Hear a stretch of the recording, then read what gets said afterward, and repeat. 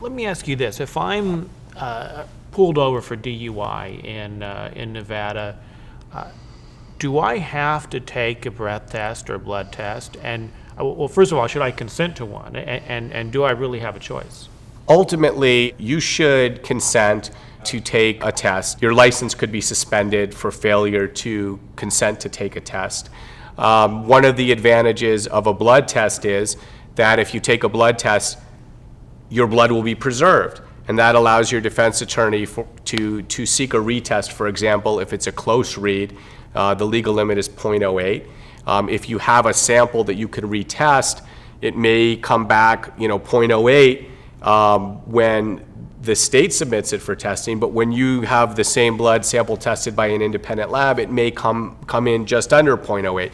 So one of the advantages of blood is that the blood is preserved for later testing.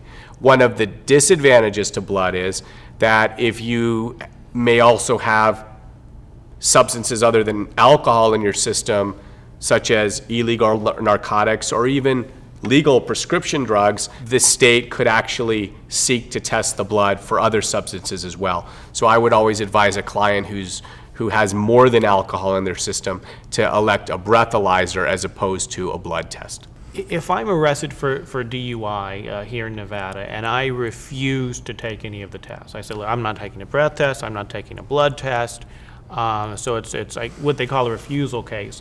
Are the penalties worse? Is my situation going to be worse with the court or the DMV at that point? Well, it could be worse because you'd face a license suspension, and it may be that the prosecutor who's reviewing the case, in order to determine what kind of offer they're going to make on the case, may consider the refusal to be an aggravating factor and may ultimately want to see you punished more severely for your refusal to cooperate with law enforcement. So basically the DA may look at the refusal as more egregious than if I submitted to a test. That's correct, and may seek an additional penalty based upon the refusal.